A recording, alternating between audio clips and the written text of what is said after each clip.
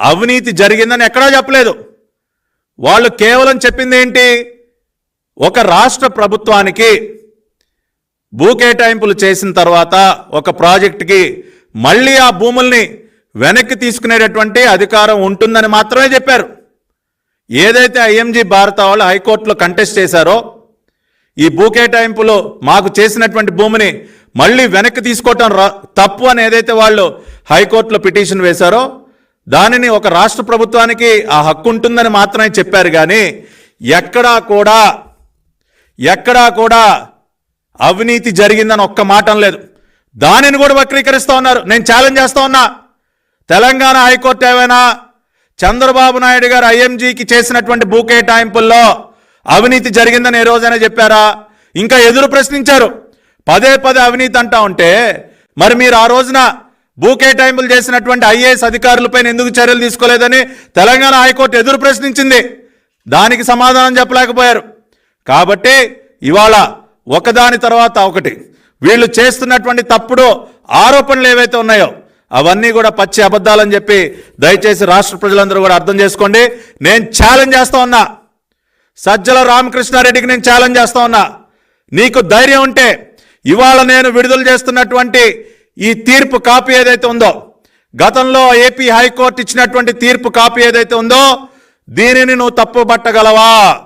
దీనిలో ఉన్నటువంటి అంశాలు నిజం కాదని చెప్పే ధైర్యం నీకుందా అని చెప్పి నేను సజ్జల రామకృష్ణారెడ్డికి సవాల్ చేస్తా ఉన్నా.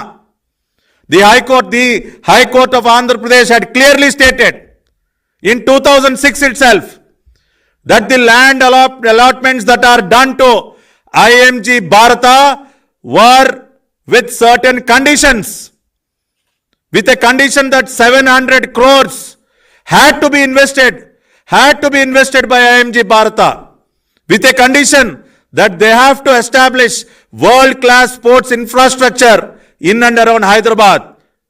So the judgment had clearly stated that it is only with conditions that land allotment has been done, and there is nothing which can be said that these land allotments are illegal. ఈ వీటిని తప్పుపట్టాల్సిన అవసరం ఏమాత్రం కూడా లేదు అని చెప్పి high court చాలా స్పష్టంగా చెప్పింది. అదేవిధంగా ఐఎంజీ ఫ్లోరిడా వాళ్ళు కూడా చాలా స్పష్టంగా మాకు సంబంధించినటువంటి ప్రాజెక్ట్ ఇది, అన్యాయంగా భూముల్ని రద్దు చేస్తూ ఉన్నారు, లాగేసుకుంటా ఉన్నారని చెప్పి ఐఎంజీ ఫ్లోరిడా టెడ్ మీక్మా వాళ్ళ సీనియర్ వైస్ ప్రెసిడెంట్ ఆయన ఇచ్చినటువంటి స్టేట్మెంట్ కూడా వాళ్ళు మీ ముందు ఉంచుతూ ఉన్నాను. కాబట్టి ఈ వాస్తవాలను అర్థం చేసుకుని ఎప్పట్లాగే నిరాధారమైనటువంటి ఆరోపణలు చేయటం, బురద జల్లటం, ఇటువంటి పిచ్చి ప్రయత్నాలు మీరు ఎన్ని చేసినా సజ్జల రామకృష్ణారెడ్డి, నేను ఒకటే చెప్తా ఉన్నా, ప్రజలు మిమ్మల్ని నమ్మేటటువంటి పరిస్థితిలో లేరు. ఇప్పటికే ప్రజలు డిసైడ్ అయిపోయారు, సైకో పోవాలి, సైకిల్ రావాలి.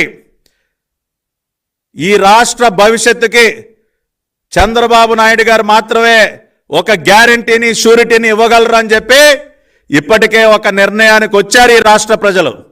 ఆ విషయాన్ని నువ్వు అర్థం చేసుకో సజ్జల రామకృష్ణారెడ్డి. కాబట్టి ఇప్పటికైనా ఈ పిచ్చి ప్రయత్నాలు మారుకుని తాడేపల్లి కంపలో ఉన్నటువంటి సామాను సర్దుకోవటం మీరు ప్రారంభించండి. తాడేపల్లి కొంపలో సామాను సర్దండి మీరు. ఇంకా టైం అయిపోయింది. ఇంకా కేవలం మీకు ఇంకా మిగిలినదే ఒక నెల రోజులు మాత్రమే.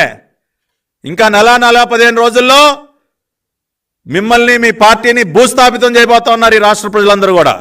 కాబట్టి ప్యాకప్కి సిద్ధంగా అండి, సామాన్లు సర్దుకోండి, ఇటువంటి పిచ్చి ప్రయత్నాలు మానుకోండి అని చెప్పి